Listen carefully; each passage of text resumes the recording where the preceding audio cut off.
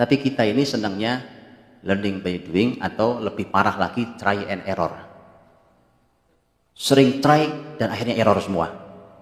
Itu yang terjadi. Bayangkan kalau itu anak kita, Pak. Maka anak kita bukan kelinci, Pak. Kelinci percobaan maksud saya. Anak kita anggap kelinci percobaan. Menguji coba konsep baru yang diuji coba yang belum tentu berhasil. Saya sudah sangat sering diskusi dengan orang-orang pendidikan. Bertahun-tahun saya diskusi. Dan ternyata saya pernah membuat satu pertemuan seminar bersama salah seorang doktor sekolah pendidikannya sampai ke Australia. Ternyata beliau ini menyampaikan kurikulum pendidikan abad 19 beda dengan abad 20. Bukan cuma kurikulum, metode pendidikannya. Apa anak kita kelinci percobaan? Itu masalahnya. Sudah begitu dua-duanya teorinya dari orang kafir pula. Lebih serem lagi, Pak.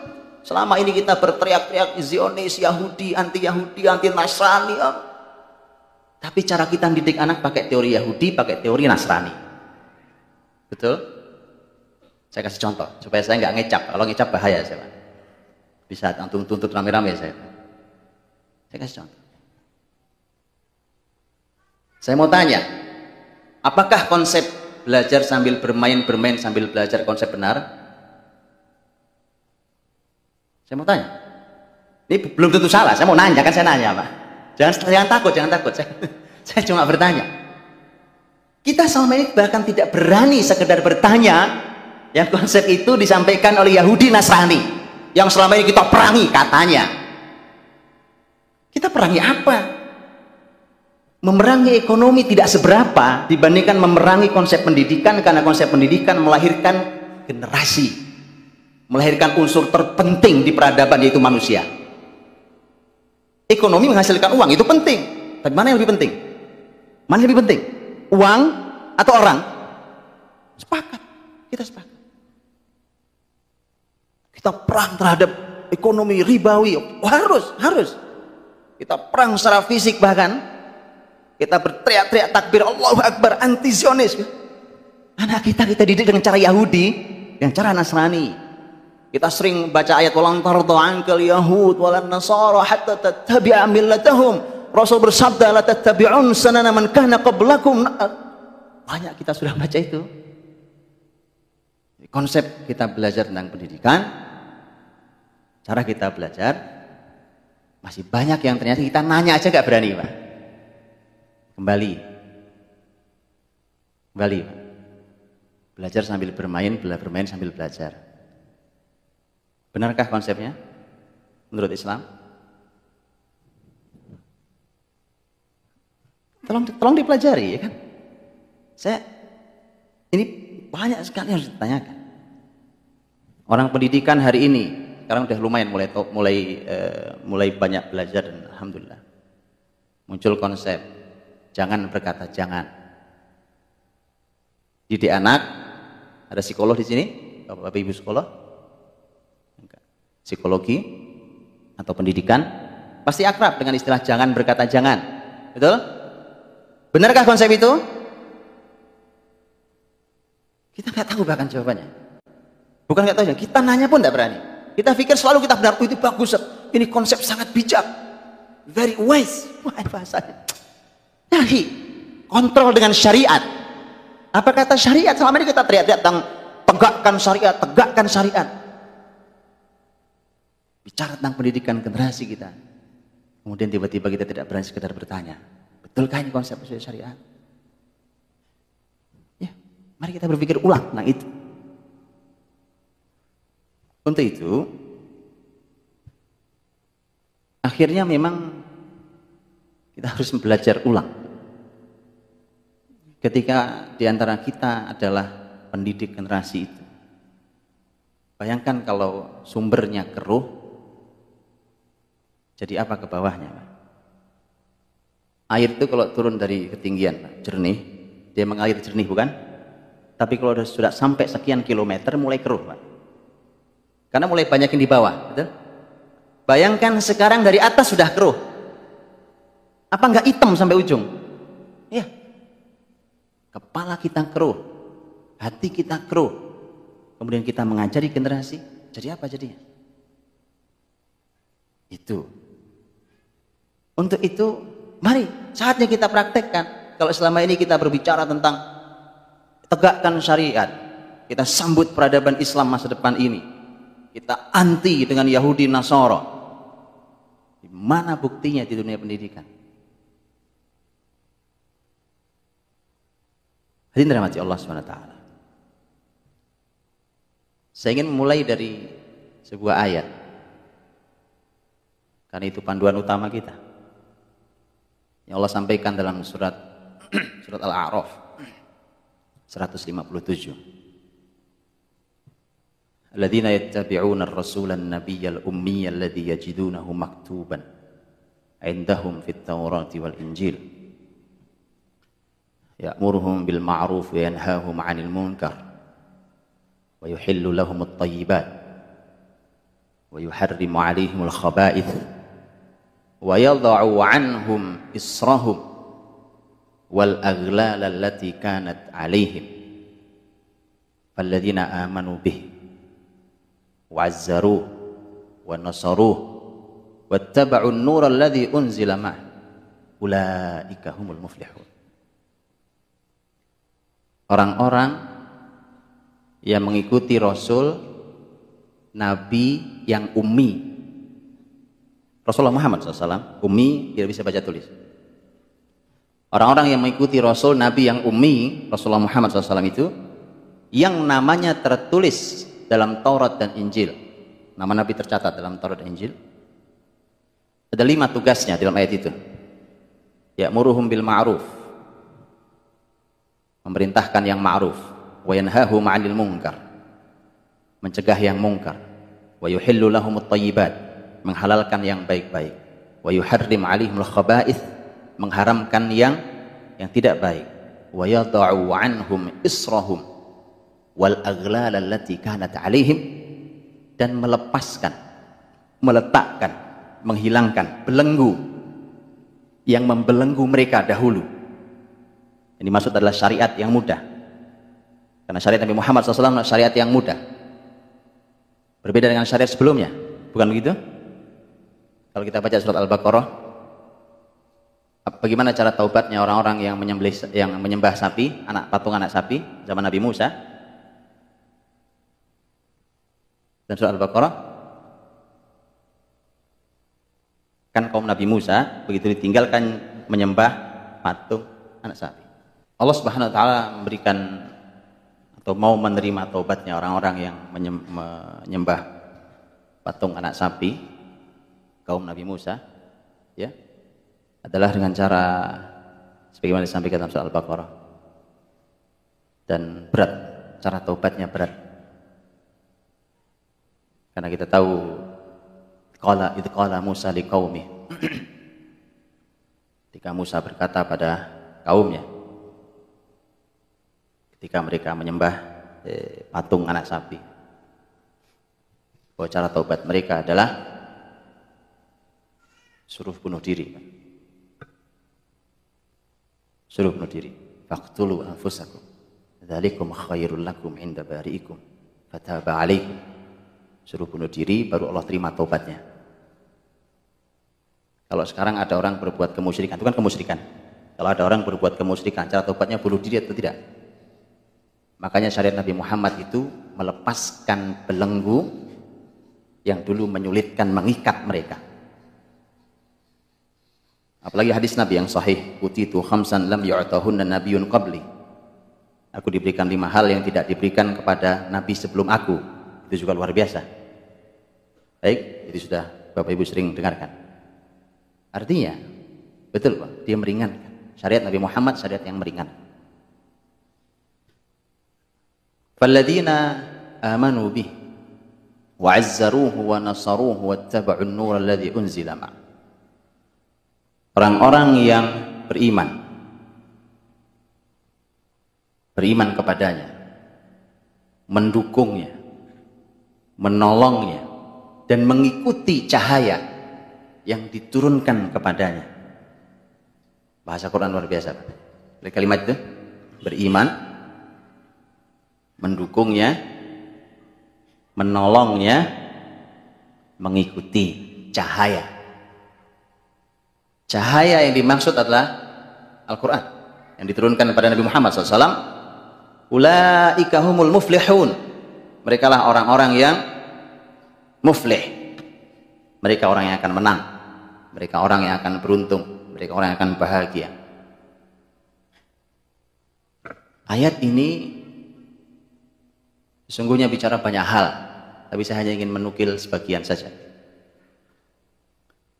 Bahwa syariat Nabi Muhammad SAW dibandingkan dengan syariat Nabi sebelumnya, sama-sama Nabi, adalah syariat yang diringankan, dimudahkan.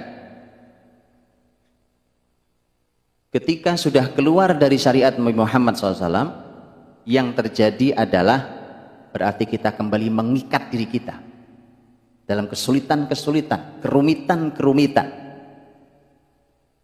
Kalau itu dibawa ke semua dunia, semua bidang kehidupan hari ini, kita akan menjumpai kebenaran kalimat ini. Silahkan diuji hari ini yang kita hidup tidak dalam sistem Islam. Betapa rumitnya sistem yang ada. Betul? Cuma sekedar milih pemimpin. Gaduhnya luar biasa satu negeri. Betul? Saya tidak sedang bicara tentang demokrasi. Enggak. Saya sekedar bicara milih pemimpin. Gaduhnya luar biasa. Sekarang pemimpin sudah kumpul di Senayan. Rapat sampai subuh. Kan betul kan? Hanya untuk menentukan 5 orang yang duduk di depan. Subhanallah. Kembali ke konsep Rasul, antum akan jumpai betapa mudahnya, betapa sederhananya. Betul kan? Rasulullah SAW ke Abu Bakar, semua sahabat sepakat. Sahabat-sahabat ketika rapat di Saqifah Bani Sa'idah, rapat menentukan sahabat Abu Bakar radhiyallahu anhu. Begitu rapat menentukan Abu Bakar. Simple bahasa mereka. Siapa yang berani memimpin? Abu Bakar masih hidup.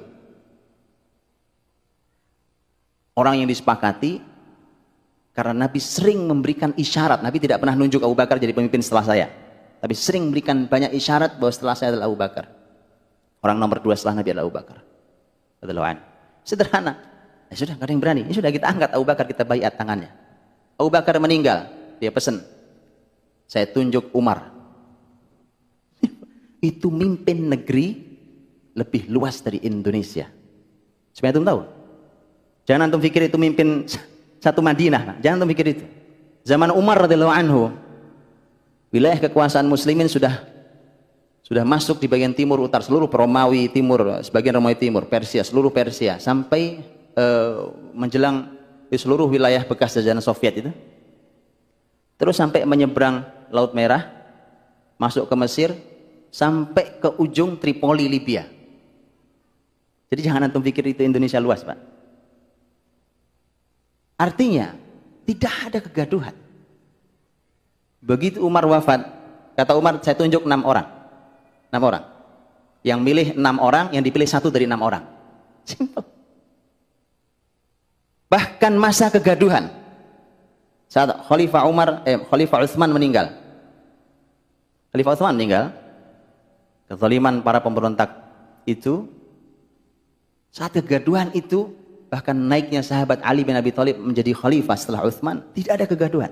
Naiknya beliau di baiat di Masjid Nabawi, tidak ada kegaduhan. Konsep itu asal bukan dari konsep Rasul, pasti sangat rumit. Kembali ke dunia pendidikan. Kita bicara pendidikan hari ini kita.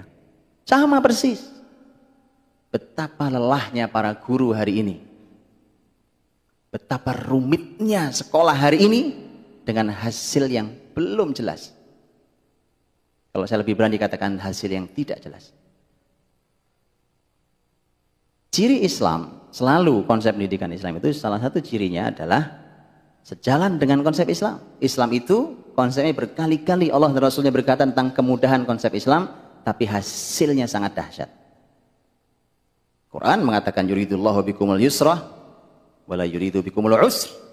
Ayat itu padahal diletakkan di tengah-tengah ayat puasa Ramadan. Puasa Ramadan itu, Pak, jangankan sebulan lamanya, sehari puasa itu yang nggak biasa puasa udah bingung mikirnya, Pak.